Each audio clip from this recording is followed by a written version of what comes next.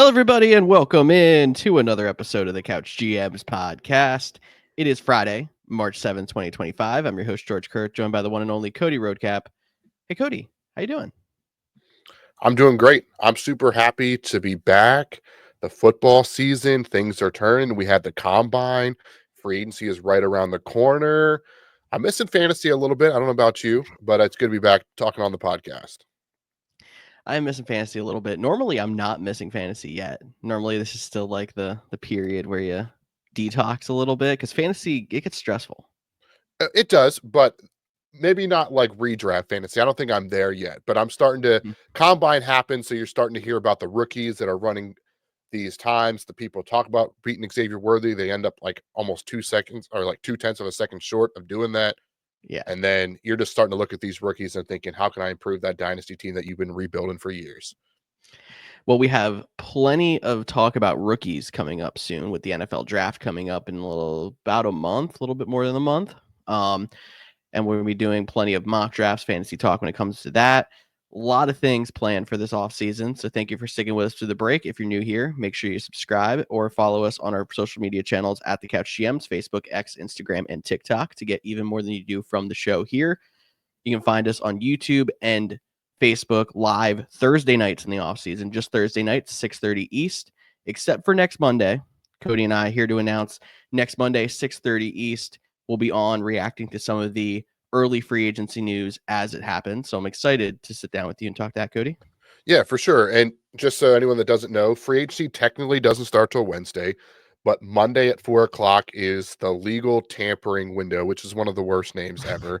But by then, some of these big names, will start to unfold. We'll have some deals, we'll have some numbers, we'll be reacting to it live, talking about what happens because we want to be involved. We want you guys to be involved. And you probably noticed by now that'll be our first live show back, as this one is pre-recorded because we updated some graphics. We wanted to do a little bit of a trial run, so this is a good plug to make sure you head over to youtube.com, search up the Couch GMs podcast, and if you want to see a sneak peek of the graphics, or join us Monday night for the live unveil. A couple other things are going to be different. So, Cody, what's happening?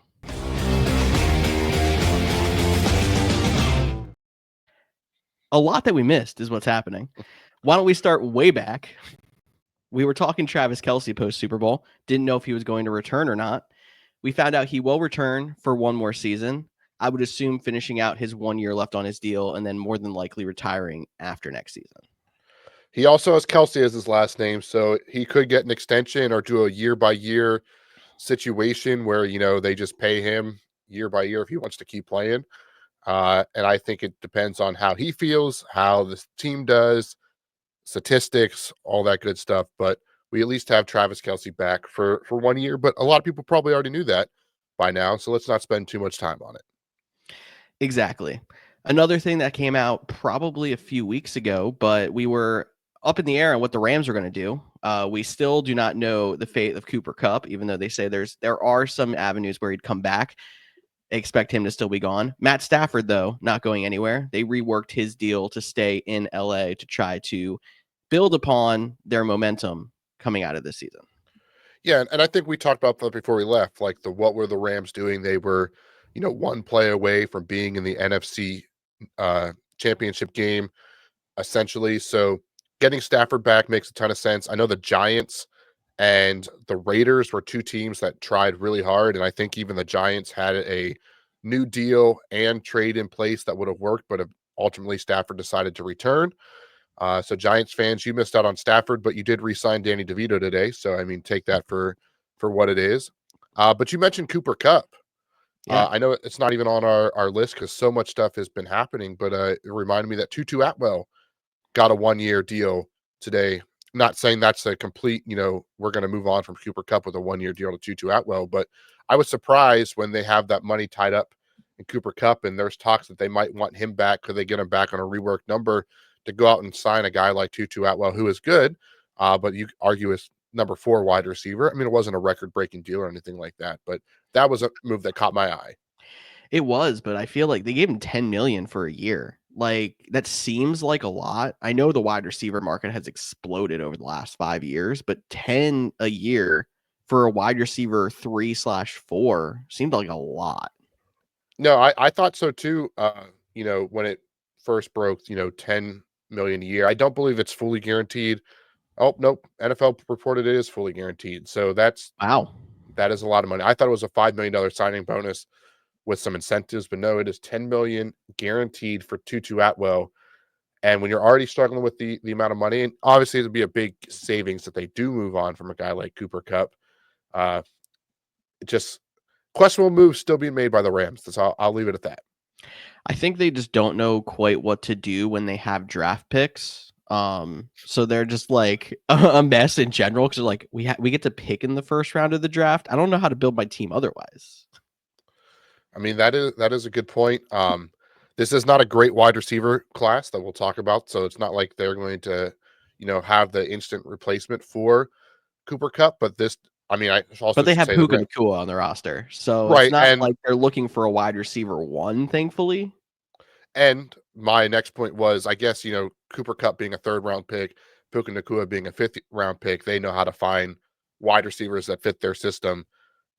Day 2 and day 3 that they can take advantage of some of the not not high end talent, but quality talent in this year's draft.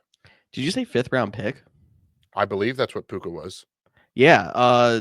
There's another team that got a really pretty good wide receiver for a fifth round pick. That's the Washington Commanders trading a fifth round pick for Deebo Samuel. That whole entire thing broke out while we were gone. Deebo Samuel asking, getting requests for a trade, and then they move him on to Washington. And then all the critics come out saying how Deebo's washed at 27 years old. I'm not that deep in on it, but that was some value for Washington there. Yeah, and I mean, I actually thought they gave up too much for Deebo because of the contract they took on. I mean, all because that's the thing. People always think when you talk trades, well, this player should be worth a first round pick or a second round pick, and then you see them go for pennies on the dollar. But it's because of the money that's tied to it, and everybody knew that San Francisco was going to have to release Deebo Samuel. So really, you're just offering up a pick to, not have to get him fighting through free agency, and that's what the Commanders did. They did a fifth round pick. So at the end of the day, I think this trade makes a lot of sense for both people. You mentioned Deebo Samuel being washed. I don't know. I wouldn't go that far. He's definitely been battling with some injuries the last couple of years. There's been some question marks on his shape, but I think he could get, back in the lab working, and he doesn't have to be the guy. They have Terry McLaurin, they have Jaden Daniels, but so now you're going to have Jaden Daniels running, a jet sweep option to Deebo Samuel, and he can either pull it and run or pull it and throw it deep to Terry McLaurin. And they have the rookie quarterback on a rookie salary, so they can make these investments and pay some guys. So I really do like the fit of Deebo heading to Washington. I agree. I think they have one of the more well-rounded offenses in the league now, as long as everything kind of keeps trending like it did last year, because you have the dual threat quarterback. You have the hammer and Brian Robinson. You have Austin Eckler and Deebo on the field at the same time. You don't really know what either of them are going to do. That can kind of give some defense some fits if you scheme it well. You have Terry McLaurin, and then you have a field stretcher in Diami Brown. Like they actually put together a Diami is a free solid. agent, so Oh, they have to really? bring him back. My Yeah, bad. Diami is a free agent, but not saying he won't be back or they couldn't, go get another free agent uh wide receiver or even take a, guy in the draft to be that quote unquote field stretcher. Exactly. And obviously we'll see what they do at tight end as well. I believe Zach Ertz is also a free agent, but where they have a very well-rounded offense at this point, and Deebo just adds a little bit more creativity as long as they have Kingsbury there trying to scheme up some cool things. Yeah, I have a hard time believing Zach Ertz goes anywhere else. I think it'll be just like their linebacker on the defense side of the ball, Bobby Wagner, a little bit older player, leader on the team on these 1-year deals, but he gets re-signed minutes before we hit record. Wagner got re-signed for the Commanders. So a lot of teams are doing work and making moves. Which team we talking about next? How about the Cincinnati Bengals? Okay. And let's move on to T. Higgins, because I guess franchise tag period also happened while we were gone. Not a whole lot to talk about in there. Only 2 franchise tags. The big one going to T. Higgins, and it's with intention to sign him to a long-term deal. Now, we've heard this before. I believe they said the exact same thing last year. This is obviously his second year on the tag, but it seems like they're trying to move some money around now to make this happen. We actually saw Sam Hubbard, their defensive lineman, saying he was retiring. That clears some money on the books. They just also gave Trey Hendrickson, another defensive lineman, the ability to seek a trade. So we'll see. But they have Higgins and Jamar Chase to re-sign.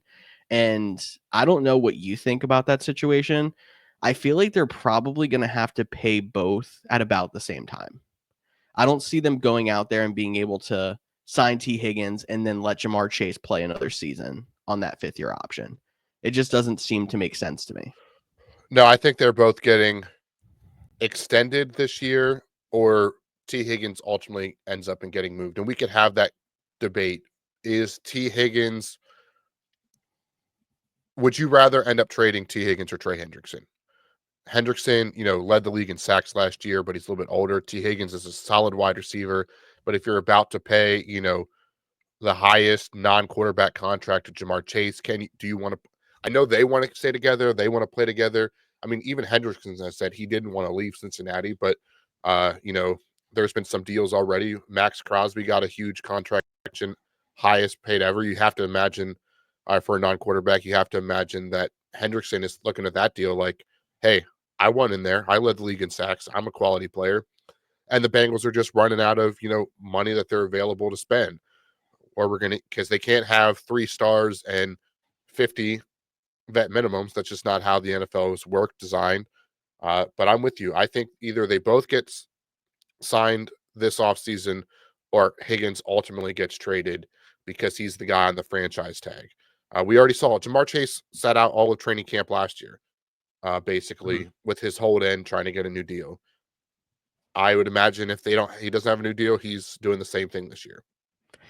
Exactly. And I think the baseline for this is what the Eagles did when they signed Devontae Smith to his first contract off his rookie deal. They extended AJ Brown as well, even though they didn't have to. Now, I mean, in this case, they have to, sign Jamar Chase and then T. Higgins, obviously, on the franchise tag. But I think doing them both at the same time, it kind of that made that baseline of like, you have to keep your star happy while still bringing your number 2 up to market value. Yeah. And I mean, we could, I think if I had to sit here today on March 6th, almost 7:00 on the East Coast, say they both end up with deals. I don't know what that, I think Trey Hendrickson ultimately gets moved. Unless they can, because he has 1 year, he's not like a free agent. So he has 1 year left. Unless they can convince him to be like, hey, we're going to take care of you next year. I mean, but why they could do that by giving him a contract extension and basically paying him the vet minimum on the salary cap this year and get it out. But the Bengals are one of the cheaper franchises. They have the smallest front office staff. Is the indoor facility even built yet? I don't know where we're at with that thing, but I feel like it has to be at this point because it's been so long that we've been talking about it, but I'm not even sure. Yeah, so ownership doesn't like to pay up, and this is a pivotal offseason for this franchise ownership group organization, because you think if they end up losing like Hendrickson and T, what stops Jamar Chase from saying, I'm not signing a deal, I went out too? And then if Jamar Chase goes, what stops Burrow from doing it? So like you can see the domino effect both ways. Yeah, and this has been a multi-year thing now of Burrow basically banging the drum of like Cincinnati, pay your studs, because in the history they haven't, and even in that time frame they let Joe Mixon go. And I mean, maybe that was not as egregious of a deal. It was an aging running back, but obviously Joe Mixon had a great year last year in Houston and somebody that could have been a piece to help them. It's just their defense was really their problem last year. Yeah, and and we talk about all the time, when you see contracts as a fan, don't worry about the money. The money doesn't affect you in any way. If you're interested, pay attention to the guarantees, the structures for how it affects the salary cap. But we just talked about the Bengals being a cheaper organization, forking out money. And then you mentioned the Eagles, completely different. Obviously, they won the Super Bowl, so pay increases aren't, and no person deserved it more than Saquon Barkley. But he got a massive extension, become the highest paid running back ever. He just signed a deal last year, added 2 more years to that. So there's one team paying their players. Obviously, they got them a Super Bowl. So some people are like, well, what has this group done for the Bengals? They got to a Super Bowl, but they didn't, win it. Yeah. But the whole point of comparing the two is it's possible to pay your guys top level money. Mhm.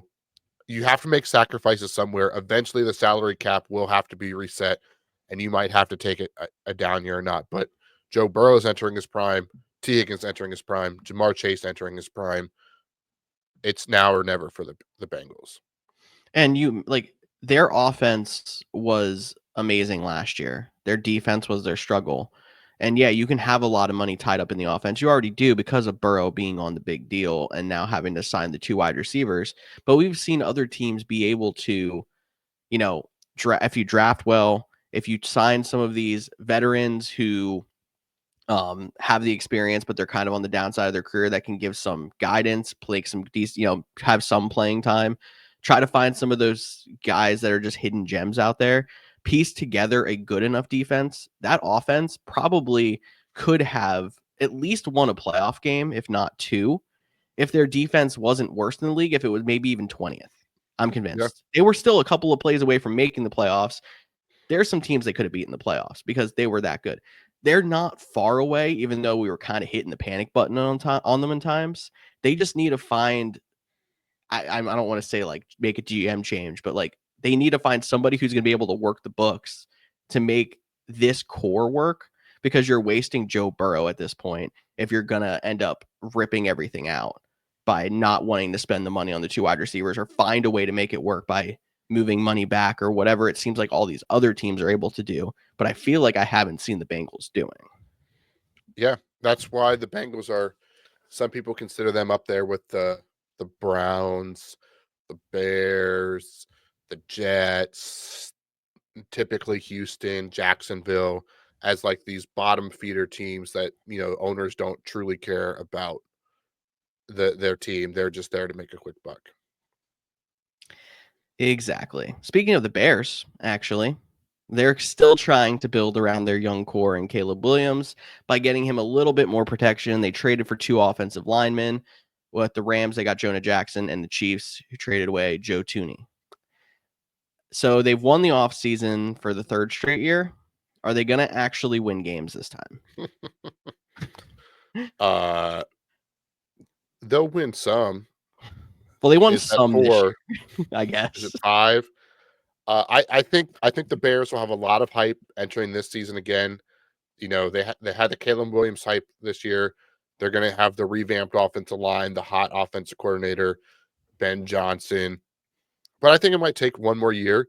And it's also a tough division. So, it might be an uphill battle. But I do, as much as it pains me to say this, I do like the direction that the Bears are going. Their offensive line was atrocious. You saw Caleb had to run for his life. It caused him to not get the ball out of his hands quick.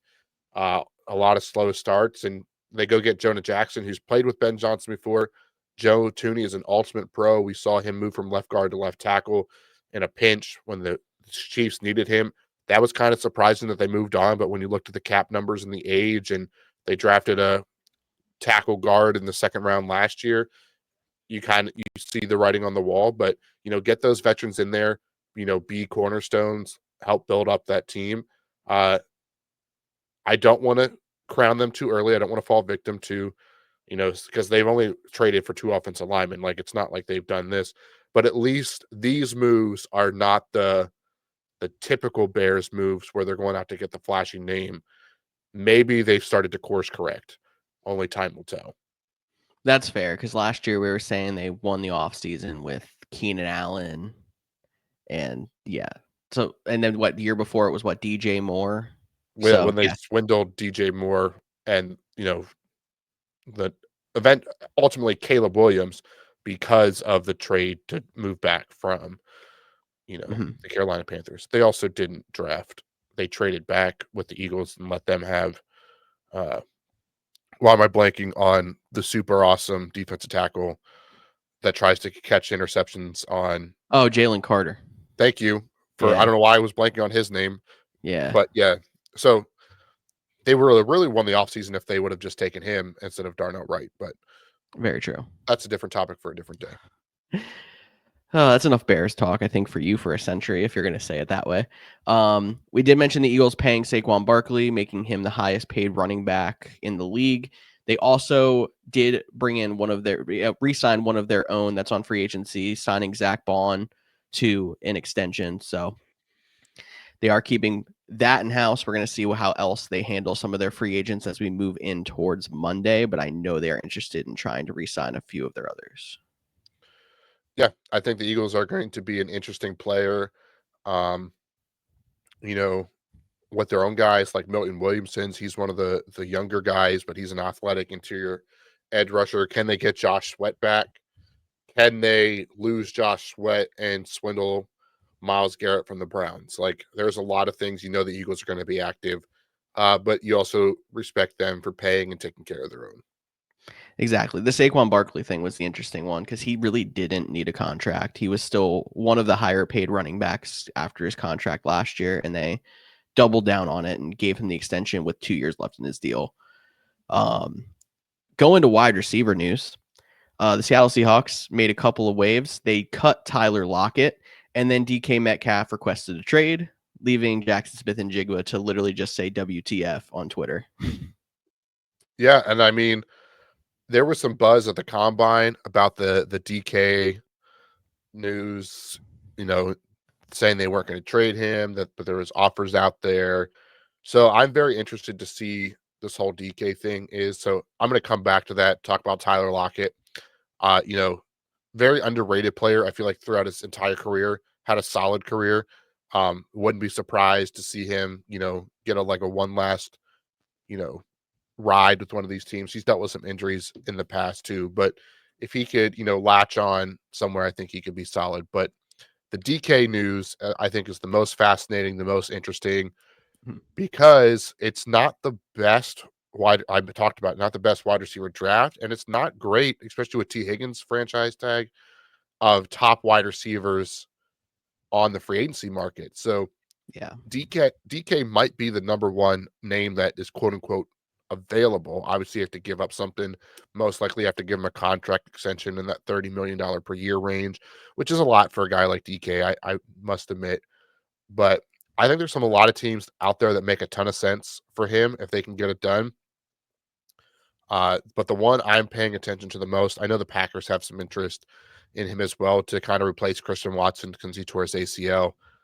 But I've seen some speculation of a potential, second round pick in Quentin Johnston for DK Metcalf to bring him to the Chargers. In division. No, never mind. No, not in division, but still out west. Still out west. My bad. I was mixing up the LA teams in my head for a second. No, so yeah, but getting him with the deep arm of Justin Herbert, but his run blocking ability for John Harbaugh, I think that would be a really fascinating situation. I wouldn't go out and say that would be my favorites. That's probably my favorite spot on paper for him. I think it could have some good fantasy impact as well, but that's kind of where I'm thinking I would like to see DK end up this offseason. I wouldn't hate that move either. I feel like, especially if we're going to spin a little bit of fantasy into here, DK has been fantastic. He's been consistently a decent wide receiver. It's just the inconsistency week to week has been the problem.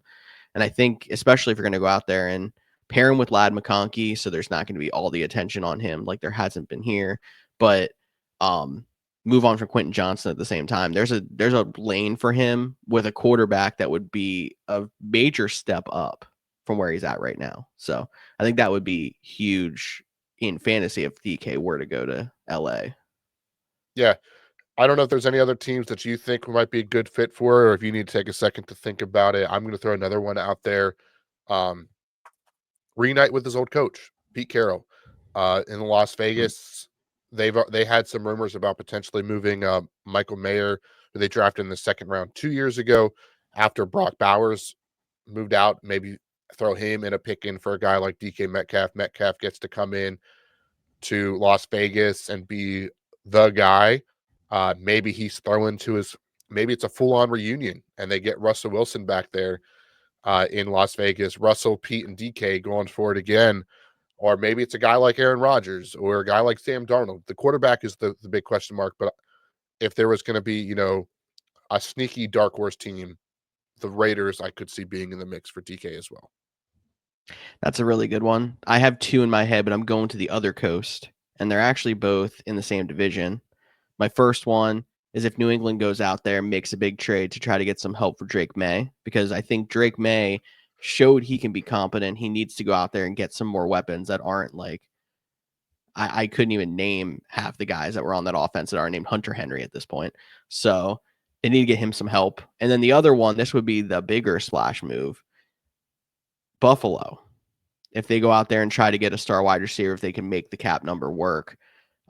Because they did try to make that move this year with Amari Cooper. Didn't really work out. He missed a lot of time with injury. Wasn't really making a big impact. DK could go out there and give Josh Allen a big target. No, I really do like the Buffalo one. And, could they, just thinking of potential players that they could move on from, not saying that, it has to be a player. Maybe it's just a second round pick. I don't know. But what you can, they're similar styles, or at least body builds. Would you consider giving up on the Keon Coleman if that meant you can get DK Metcalf? Or could you get rid of Dawson Knox? He's a little bit older because you have Kincaid. That would I be an think you could interesting. get rid of Dawson Knox for sure. Keon Coleman's an interesting one because Seattle might want to go out there and get another young wide receiver to pair with JSN. I think that makes sense for both sides because Buffalo's in their window. DK helps open their window just a little bit more now as opposed to Keon Coleman, a little bit more of an unknown. You obviously hope he takes a step in year two, but maybe he's one of those guys that takes another year or two to get up to speed. And that really doesn't help when after we saw them being so competitive when we didn't expect them to this year, their window, we don't know how long it's going to be open. Yeah, I mean, as long as Josh Allen's back there, they have a shot every year, it feels like. Yeah. But yeah, the Keon Coleman, like, if you could give, it's a second round pick or Keon Coleman in a fourth, like, does that tempt you or something like that's the fun part about this time of season is like speculating, trying to figure out all the ins and outs. And heck, maybe Buffalo doesn't even need DK Metcalf because they just locked up their wide receiver one to a 4-year deal with Khalil Shakur. Not just that was during our break, that one of the things we almost forgot about.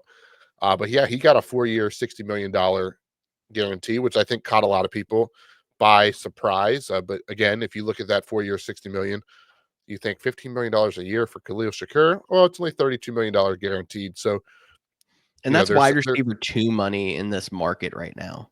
So you still, as long as the cap's working in their favor, have money to go out and get a stud. So just throwing that out there, and we'll have to wait and see what happens with DK Metcalf, man. That's what we call him in our group chat. So one was going to slip eventually. But yeah, and just a reminder that when he does get traded, Couch GMs will be here talking about it, reacting to it. So make sure you join our live shows on Thursdays at 6:30 during the off season, or follow, like, and subscribe to get notified and updated about all these moves. A couple smaller moves to mention here. Joey Bosa, he got released from the Chargers. Not much of a surprise there with his cap number. And he really hasn't played. He's played like just over 1,000 snaps the last 3 years. Injuries have really caught up. So it sucks because he was a really good player, but injuries has always been a little bit of, his Achilles heel, for a lack of a better way to put that. But I do think him in San Francisco makes a ton of sense. Get him a year to play with his brother, and I think that'd be a lot of fun. And they could probably limit his snaps and get him a little bit rotation in there. He was kind of the guy with the Chargers. He wouldn't be the guy in San Francisco, so I think that would be a good fit. And then Christian Kirk, a guy that some people thought helped the Jags win the offseason a couple years ago, was set to be released, but right at the last buzzer, divisional trade to the Houston Texans. Texans wide receiver room is interesting too, because Stephon Diggs free agent. And it's reported that Tank Dell had to go through his second surgery on his dislocated knee, and he is expected to miss the entire season next year. So they need somebody to play next to Nico Collins. Christian Kirk seems like a good fit, and then he could fall into that 2-3 role with Tank Dell hopefully working his way back in 26. Yeah, because of the Tank Dell, it makes a ton of sense. Christian Kirk, likes to play in the slot. That's kind of where Tank Dell was missing. So it already feels like this is the Tank Dell replacement, Yep. at least for this year. And then we'll see what happens with Tank in the future. But you don't see divisional trades too often. And outside of that one fantasy year, I don't expect too much from Christian Kirk. This is Nico Collins' show. But I do like the fit in Houston. Yeah, they were just looking for a supplementary tool to go with Nico Collins there. Jags making another move, also releasing tight end Evan Engram, who I think actually probably jumps to the top of the free agent tight end market now. Yeah, I mean, I know we're gonna run through some free agents here in a little bit, but I without looking at the list, I think he would be up there. Um, this move also surprises me because he became a quality target for. I know it's a cap saving situation thing, and the Jags have given out a lot of money to middle level talent over the last couple of years. So their new GM, their new head coach, they got to try to start to right the wrongs and get back on track. But they're letting go of Christian Kirk. They're letting go of Evan Engram. I got to ask, do you think there's a chance they move on from Trevor Lawrence? Trade him to somewhere. I know there was some talks early in the offseason that Pittsburgh had at least reached out.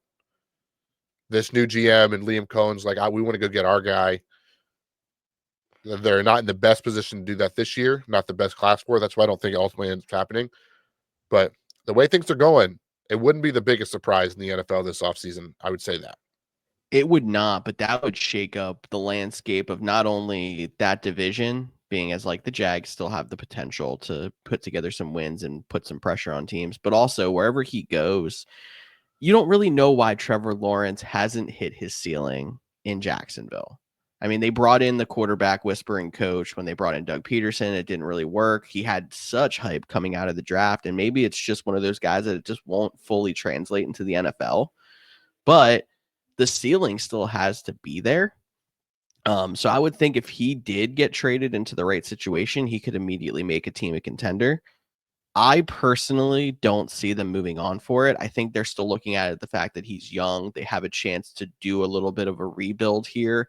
2 years, you're coming out hopefully stronger than you were when you were out here spending $1 million on free agents and winning, basically just trying to win the offseason instead of building a team the right way. And I think that's their thought in this situation, that like, Trevor, stick with us for a year or two here. We're going to get together a more solid team around you and start building off of like what they started to with Brian Thomas, as opposed to trying to just to get those big name free agents and hope it works. No, that's a solid point. And let's not forget, he did sign a 5-year, $275 million, 200 guaranteed contract last year. So, I mean, his cap hits really haven't even started coming in, so to speak, Yeah. on what's going to happen. So potentially would be a big, detriment to that cap if that was to come on. So probably not, but it was just something that piqued my interest. And it's not even like they completely emptied the tank on offense by moving on from Kirk and from Engram. Engram No, obviously was a big part of their offense, but still having Brian Thomas, the two running backs there, there's things to build off of still. no, and Brian Thomas might, that's probably the reason enough to move on from him. And yeah, so looking at this a little bit deeper, that was probably a dumb question. If they were trade, maybe if they did it post June 1st, but if they trade Trevor Lawrence, his dead cap number would be like 130 million. So that would be a record. I feel like we've seen 80s before, but never higher than that. Yeah, I forget what the record was. Is it still Russ for 85 or whatever, or did somebody beat that I last think year? it's Russ for 85. I mean, Deshaun Watson would beat it, but since he's going to Oh, be on IR for a year, they get to kind of just, sit back and eat it. yeah, Deshaun Watson, when his are due, because I imagine they've put void years out of that, when his contract is actually up, I imagine that'll break the record. Definitely. I just to mention, if anyone doesn't know what's going on with Deshaun Watson, because that also broke while we were gone, he apparently retore his Achilles, rumored to be while he was recording a TikTok video. There was a whole thing going on about that, but he's going to miss all of 2025. So do not look forward to seeing him. Not that you were going to look forward to seeing him in this next season. Yeah, and I think that would be a good segue into, because I don't think there's any more guys that we haven't talked about. I think we hit it. We hit it, but that'd be a good segue right into free agency, because not that they have a ton of money, but because of no Deshaun Watson, Kevin Stefanski is still there. You'd think he'd have to win. So maybe there's a quarterback they're going to be looking at. So we're going to do a little bit of free agency preview to get us ready for Monday's show. Reminder that is at 6:30 live on our YouTube channel and Facebook if you want to join the conversation to talk about all these free agents. But George, why don't you break us down with the top 5 quarterbacks available on the market this year? All right. Top 5 quarterbacks available on the market. We got Sam Darnold, who his contract expired at Minnesota. We got 2 Pittsburgh quarterbacks on here, Justin Fields and Russell Wilson. Then we got Jameis Winston and Marcus Mariota. So a couple of guys who could be borderline starters next year with Darnold, Fields, Wilson. Depends on how teams view Fields. Winston could be a stopgap quarterback. Same with Mariota, but Mariota is more than likely the top backup available on the market. Yeah, honestly, I think Mariota just ends up back behind Jaden Daniels, in all honesty. I think that makes sense.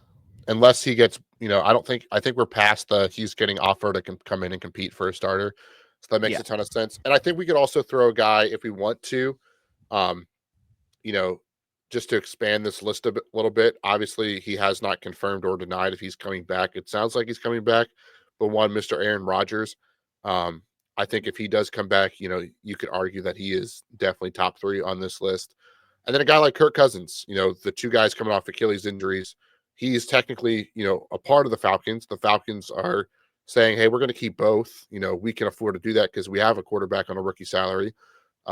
And maybe that's the best move moving forward. But he's a potential fit. And I only bring him up because of the connection with Stefanski in the Browns. But for me, the big domino here is Sam Darnold. Does he get his own team, or does he goes back to the Vikings? And even to this day, it sounds like they didn't franchise tag him, but they're going to work all weekend to try to figure out some kind of deal that works because they want Sam Darnold back. All right, Cody. I have something here. I'm going to hit a bumper. We're going to have some fun. Okay.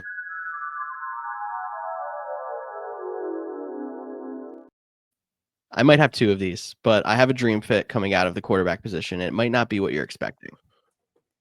I'm looking at the first overall pick, Tennessee Titans. And with the question of are they going to take a quarterback, or are they going to try to fill some more needs and take Abdul Carter, more than likely, the edge rusher at number 1 overall?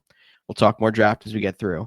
I'm going to predict they're not going to take a quarterback. They're going to try to fill some other needs. And I'm not going to say Sam Darnold, but I'm going to say Justin Fields to Tennessee. Get a bit of a younger guy in there. Give him a shot. See if they can get the top end workload out of him. And if they can't, then they're right back in the same position, hopefully with a little bit of a better team around him next year. And they can go out and try to find a quarterback next season. Wow. You're just coming in hot. First show back after break. These bold, hot takes, spicy takes. Did not expect to see Justin Fields to the Tennessee Titans. I wish a friend of the show, Tyler, recurring co-host guest, however you want to describe his title these days, was here to take his instant reaction to Justin Fields. But I don't hate it. Mm-hmm. But I don't know what the difference between Justin Fields and Will Levis is at this point, unless you're just trying to get another, if you're going to go the young guy route, give Will Levis 1 more year in the situation. That would be my only counter argument there. But maybe you just saw too many memes for you to want to run that back. I think that's part of it. But I mean, I've seen, almost a full season out of Will Levis and the revolving door of in and out. And we've seen plenty of Justin Fields. And as much as I've been a critic of Justin Fields, I feel like we've seen a better level of play out of him than we have seen out of Will Levis, but minus maybe 1 game. Will Levis probably had that 1 flash in the pan game. He could be like, he might be better than Fields. Even when he was playing with Pittsburgh, it wasn't like it was impressive in those first few weeks, but he took care of the ball. He played a little bit more conservative of a game than we're used to Fields doing, but he still has that explosiveness in the run game and the ability to stretch the field once he starts to get comfortable. I think it would be good for them to explore it and just see if they can find the next, veteran quarterback who hasn't been in the best situation to try to pop off, as opposed to spending the high pick on the draft, the draft pick quarterback at this point when you have so many other needs. Yeah. And I do think, I think part of this conversation is, I know you mentioned Abdul Carter, but I imagine if they end up going the Fields route, or maybe maybe they do just bring back Mariota, let him have his one last run in Tennessee, whatever. That's a part of a bigger situation to trade back, acquire more picks.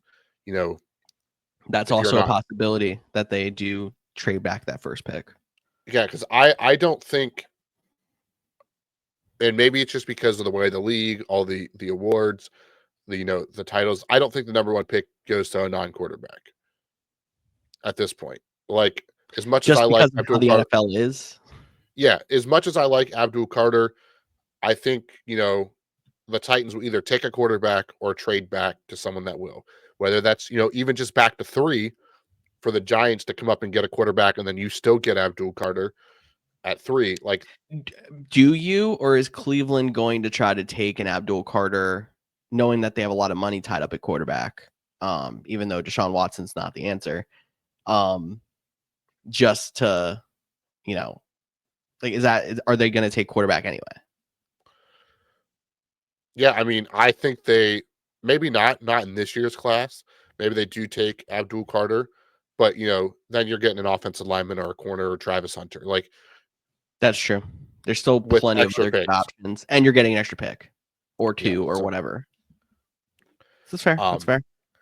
but before we move on from quarterbacks, I think the team that has the most fascinating situation at quarterback is the Pittsburgh Steelers, because they're not in the draft for someone. They have 2 guys that are free agents. And honestly, I could make a case for every quarterback on this list except maybe Jameis Winston and Mariota. But like Darnold, Fields, Wilson, into all of those. I'd throw Rodgers in that mix as well as potential guys. Today, March 6th, who starts for the Steelers week 1 at quarterback?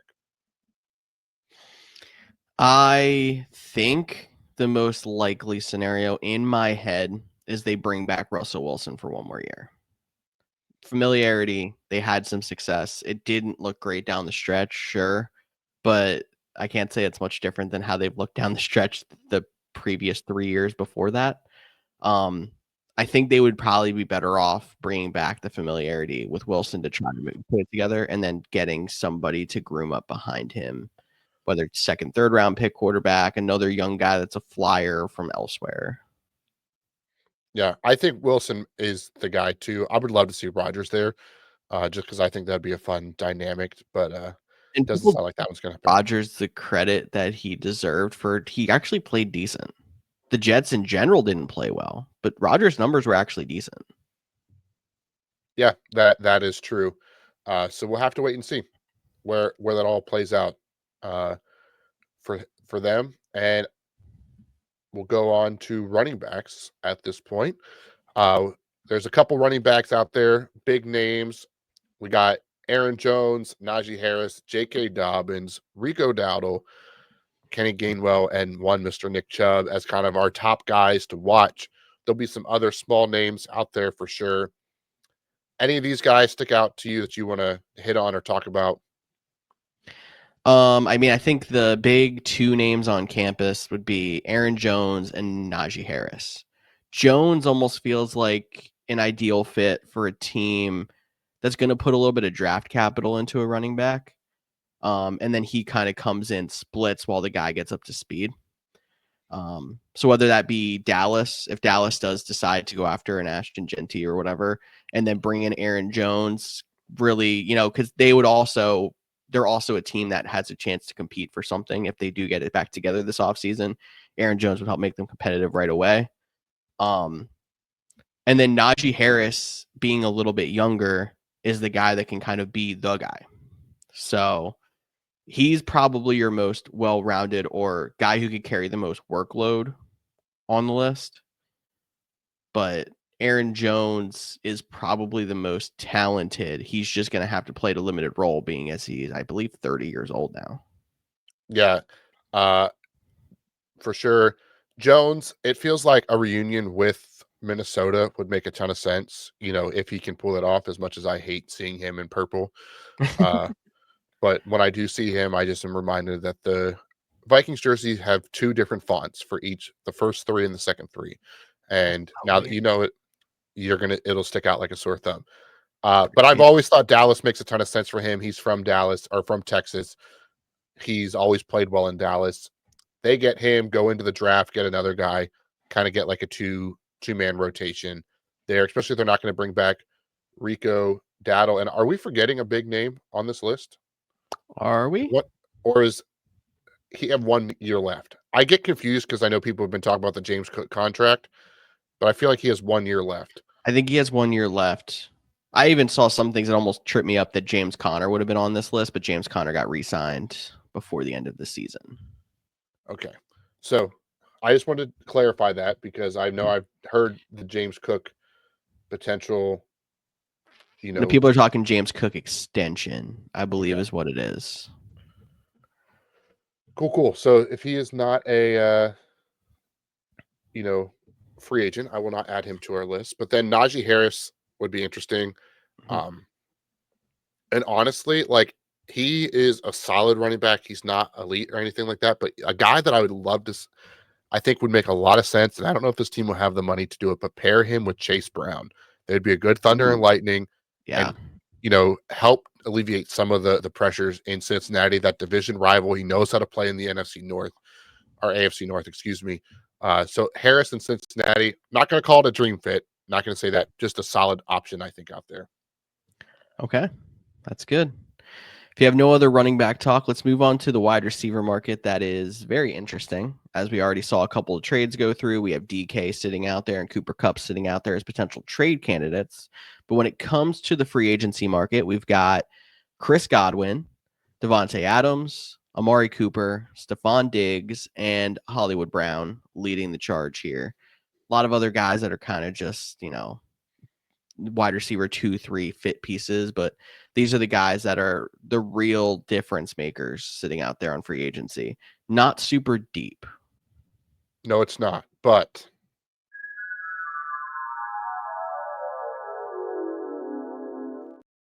I got a dream fit. I think everyone knows where I'm going at this point. I think I know exactly. I've been talking about it.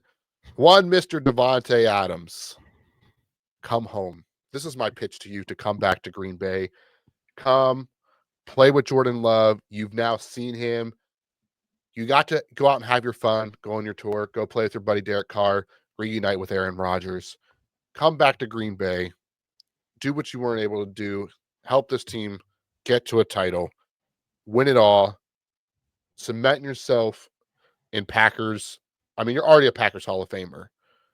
Let's get you to a National Football Hall of Famer. Let's get you in Green Bay. You would complement the piece as well. You'd be a bucket getter that the Packers desperately need. Let them go get a field stretcher to replace Christian Watson's injury in the draft, but get a number one guy that they can rely on. Davante Adams back in the green and gold. Dream fit. My dreams, I don't know, but that's what I want. I think it's a dream fit. And I mean, the age makes it interesting. And I could make an argument maybe they'd be better off trying to spend the even bigger bucks and go get like Chris Godwin.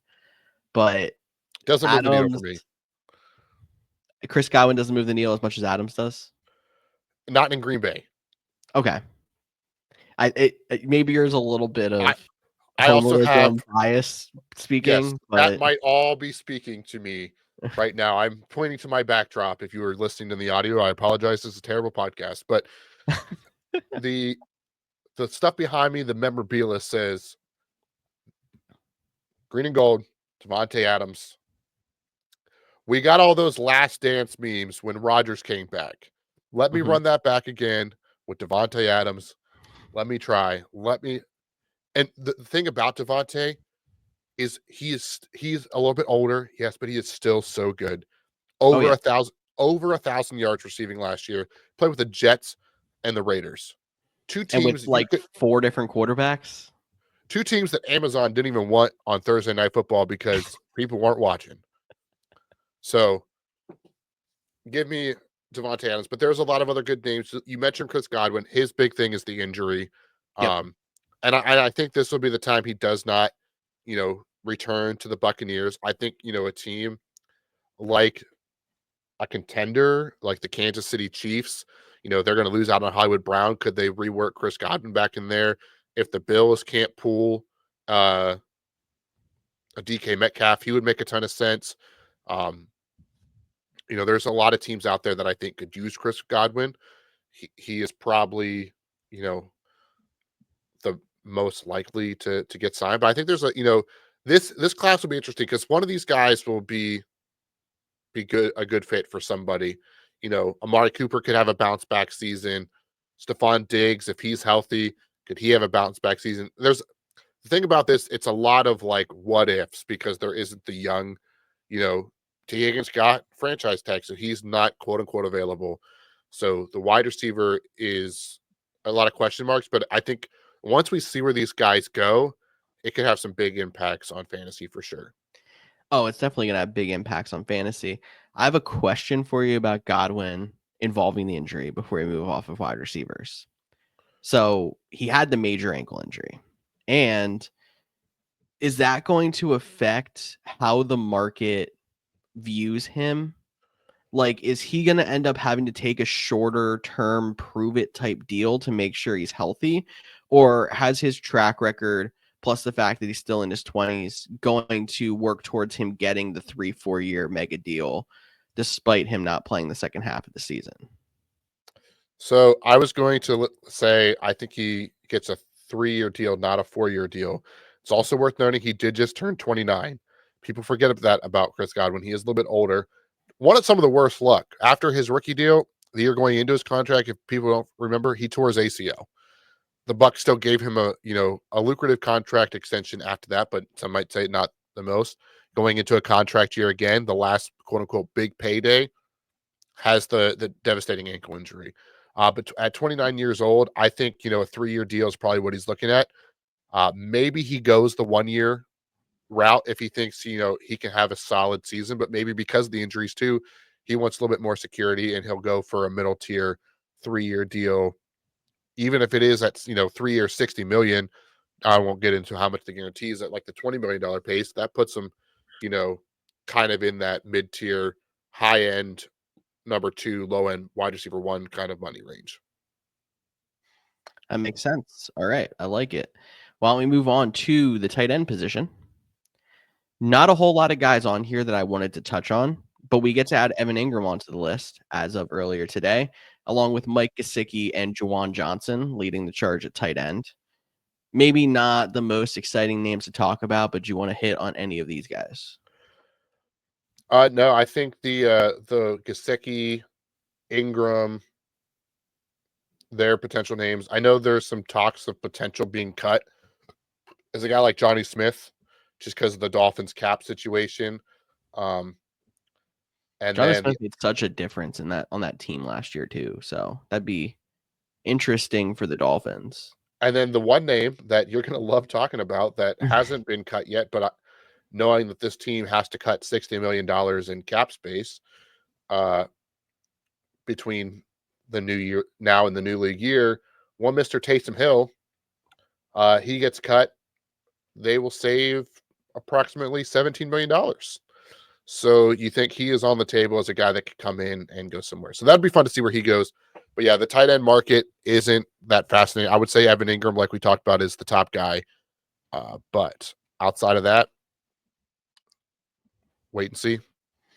And the Evan Engram thing's interesting because I feel like at this point in his career, it's more than likely he goes to a contender. Most of the contenders have top tight ends, or at least young tight ends that you would think could make the difference. And then the one I'm thinking of that probably would be a good fit, I'm not going to quite call it a dream fit, would be him going to Cincinnati. I don't think they're going to spend the money though. And replacing Gesicki, who'd had a decent year there. Right. I agree. I think, and Gesicki could be back. They could bring him back on an additional deal.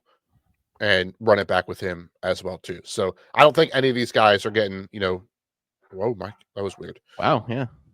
A lot of money in on the market. But George, we're almost out of an hour, and I know we're just getting back. We're talking a lot here, but those are the key positions, and we do like to favor fantasy football a little bit. So let's go through the defensive side a little bit quicker. Maybe just rattle off some of the big names, and then if we have any kind of fits, favorite fits, dream fits, we don't need to talk about offensive linemen Yeah. because there's not a ton out there. But I'll go through the edge quick. Josh Sweat, Hassan Reddick, Khalil Mack, Chase Young. The list goes on. There's a lot of good names out there. And this is honestly the strength of free agency, in my opinion. I think there's going to be a lot of good value pieces added. Guys like Khalil Mack coming in as a 1 year, 2 year deal. Only had 6 sacks last year, but was PFF's 5th highest rated defensive edge. I think he could go to a championship team. I'd love to see him in Green Bay. Again, that could be biased. I think Chase Young, another guy, a really sneaky edge rusher here, still only 25 years old, finally played a full season last year. And I think that's a big thing. So not saying, would not be surprised if we wake up on Monday or we're on our show Monday and Chase Young gets this massive deal that no one was expecting because of of his talent, the age, the potential, and proving that he could play a year healthy. I mean, he got a 1 year, $13 million deal last year. So I like that one. And then can the Eagles bring back Josh Sweat? Do they move on from him? My big question marks there. I didn't even believe you that Chase Young was only 25 years old. I had to look it up myself. So I'm sorry in advance for having to do that, but it feels like he's been in the league forever. He's definitely the guy I'm most expecting to get a big contract based on the age and the upside. But then obviously it's also Josh Sweat, a little bit older, but he's had the more success recently. Reddick's the interesting one that I don't know where it's going to go because he looked fantastic with the Eagles, went to the Jets, had the whole holdout, didn't play well when he finally came back. He cost himself some money by doing what he did. No, for sure. He definitely did cost himself some money. Throwing the interior defensive line, Milton Williams, we talked about him as a potential, big name. Can the Eagles bring back him? Hargrave, former Eagle, went to the San Francisco 49ers, announced that he was going to get released, so he'll be a top guy on the market. Calais Campbell, similar to the Khalil Mack, like where does he want to go? And then Jerron Reed, another just veteran that knows how to play well. I like the edge rushers more here, but the Milton Williams and the Hargrave, one of the two I'm paying attention to the most. Definitely. And I want to also say, I don't know if Calais Campbell's even going to play next year. There's rumors about retirement with him. I think he might pull almost like what Darius Slay, who I don't even know if I have him on the list, but he's a free agent right now, wants to do, where I think he's either going to go back to Miami, he's going to go back to Baltimore, or he's going to retire. Yeah, back to Baltimore would make a ton of sense but I just completely blanked on his name. Calais Campbell. Yep. Linebackers. There's some good linebackers on here. It's not deep, but some difference makers here. Dre Greenlaw, Nick Bolton, and Ernest Jones sitting out here. And I almost put a dream fit on this one, but I didn't. I want to see either Greenlaw or Bolton go to Detroit. I know you don't want to hear that, but Detroit needs some help on defense. And I think shoring up the center of that defense even more would make a big difference, along with them getting some injuries back. Yeah, I don't want to see that. I think they should roll it out with Alex Anzalone and Jack Campbell. So just keep the linebackers you got. But no, Nick Bolton, big part of the Kansas City Chiefs. Will he be back? Drake Greenlaw still recovering from the unfortunate situation that he dealt with. I think Greenlaw ultimately ends up back in San Fran. I think they find a way to make it work. Now that they cut Hargrave, I think it's more likely. And then Nick Bolton, that one's going to be a fascinating one. I think he's going to end up getting a big deal from somebody that we're not even thinking of, maybe a Tennessee Titans or an Indianapolis Colts, or maybe let me get out of that division and talk about the Arizona Cardinals or something along those lines. Like a team that doesn't make, not thinking about it at the top of your head, but come in with a big swing for a guy like Nick Bolton. Cornerbacks, we have some top guys here: Carlton Davis, Charvarius Ward, DJ Reed, Byron Murphy, and Asante Samuel Jr. I don't think the Chargers even put up a fight to re-sign Asante Samuel. He's been a little bit disappointing after all that draft hype. Well, he's been banged up this past year. He had a pretty serious stinger that kept him out for a while, and stinger and neck injuries are always a question mark. Byron Murphy, a guy I liked even come out of college, former of the Cardinals, then went to Minnesota, but I think he is going to be back in Minnesota. I think they're going to pay up for him as well. And then because I can do this,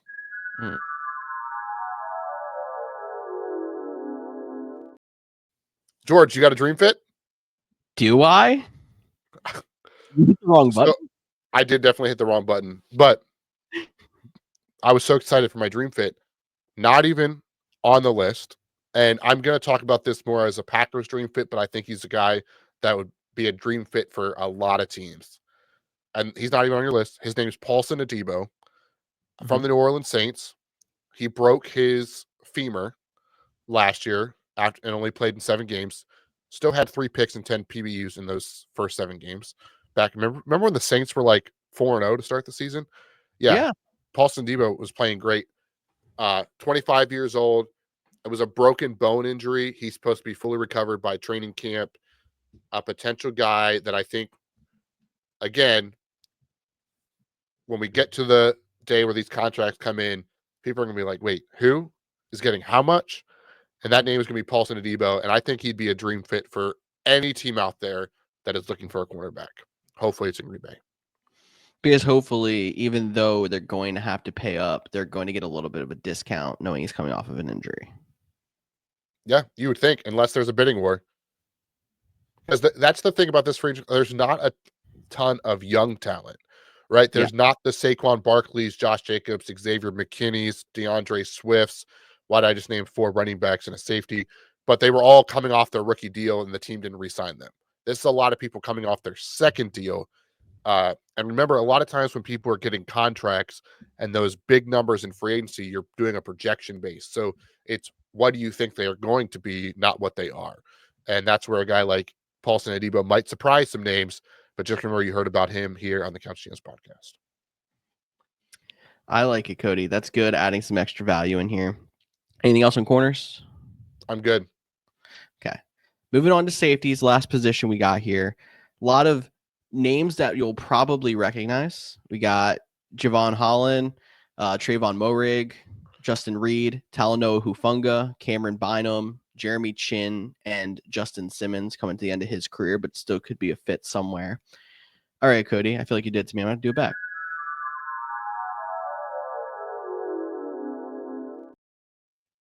This is actually me, but I had to hit Cody's button just because he got it wrong. I am really a fan of Talanoa Hufanga. I think he brought a real big edge when he started to play a starting role in San Francisco.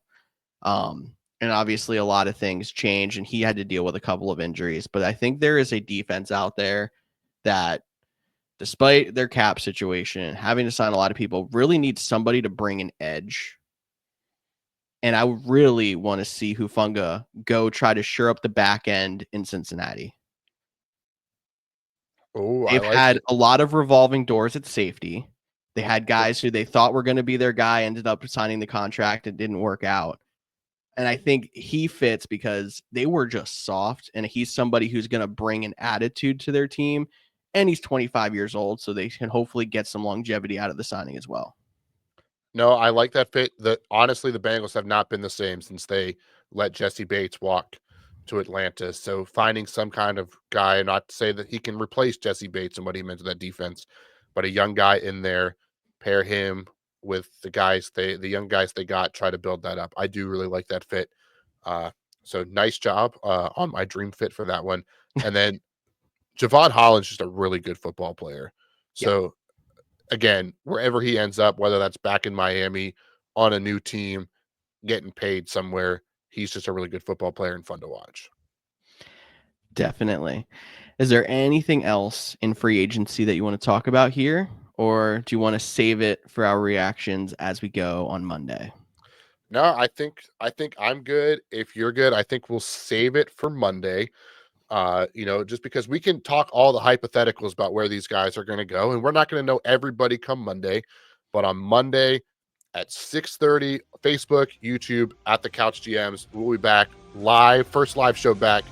George and I, make sure you're joining the chat in the comments, letting us know the people you want to sign. Did they overpay?